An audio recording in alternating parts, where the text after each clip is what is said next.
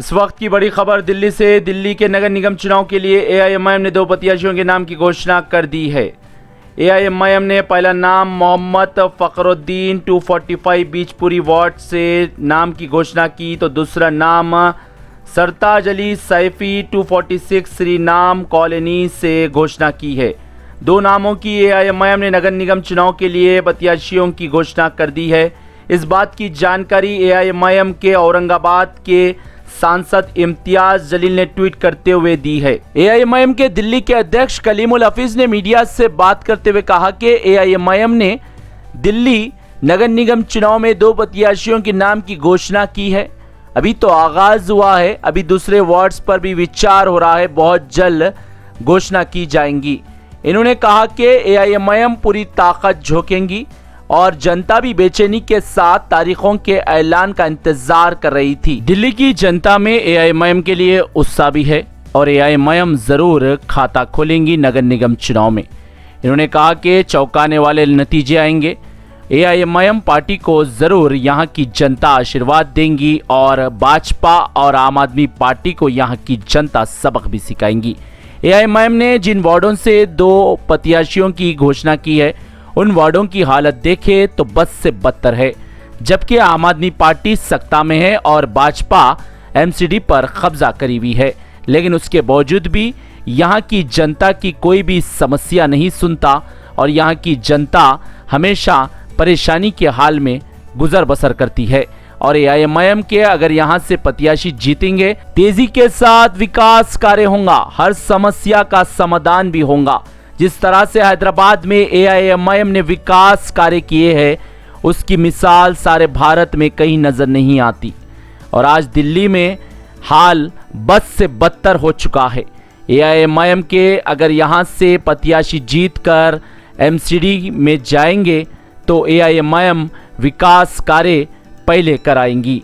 और इन्होंने ये भी दावा किया कि एआईएमआईएम जरूर खाता खोलेंगी और एआईएमआईएम के प्रत्याशी जीतकर जरूर एमसीडी में हर समस्या का समाधान करेंगे। ब्यूरो रिपोर्ट, भारत की तरक्की। एमसीडी का चुनाव भारतीय जनता पार्टी के भ्रष्टाचार और जुल्म और आम आदमी पार्टी की आम जनता को बेवकूफ बनाने के खिलाफ है। ये जो दोनों ने आम आवाम के जो लोकतांत्रिक अधिकारों का हनन किया है, ये उसके खिलाफ है। ये दिल्ली जैसे शहर को जहरीली हवा देने के खिलाफ है। ये मुस्लिम और दलित बस्तियों को हमेशा नथराज बनाए रखने के खिलाफ है। ये मुस्लिम और दलित बस्तियों में कूड़े के पहाड़ बनाने के खिलाफ है। ये मुस्लिम और दलित बस्तियों में शिक्षा और स्वास्थ्य की सेवाएं ना होने के खिलाफ है। ये दिल्ली में रहते हुए एक तरह से एक सड़ी हुई गंदी जिंदगी जीने वाली बस्तियों के लड़ने के लिए है।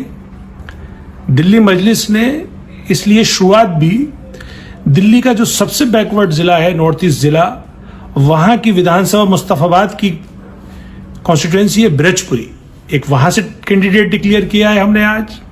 और दूसरा कैंडिडेट हमने करावल नगर विधानसभा की श्रीराम कॉलोनी वार्ड से किया है। ये दोनों वार्ड दिल्ली के most backward, most dirty, most neglected ward हैं। यहां से दिल्ली मजलिस ने अपने 2 कैंडिडेट का डिक्लेरेशन करके आज दिल्ली एमसीडी इलेक्शन का आगाज कर दिया। बाकी भी जो और वार्ड जहां हमने लड़ने के लिए निशानदेही की है, उनकी तैयारी चल रही है। बहुत जल्द हम उसकी घोषणा करेंगे। लेकिन हम ये बताना चाहते हैं कि जिस तरह से एमसीडी में बीजेपी ने अनथराइज्ड कॉलोनियों को इग्नोर किया, खासतौर से मुस्लिम और दलित बस्तियों को इग्नोर किया, और उस पर भी सितम जरीफी आम आदमी पार्टी ने की कि आम आदमी पार्टी 100% वोट लेने के बावजूद भी उसने अपनी शिक्षा सेवाएं, उसने अपनी स्वास्थ्य सेवाएं, जिसको वो मोहल्ला क्लिनिक कहती है, यानी इन कॉलोनियों में जहां पे और जगह के मुकाबले पे ज्यादा मोहल्ला क्लिनिक होने चाहिए थे, इनके उसके मुकाबले पे और कम है।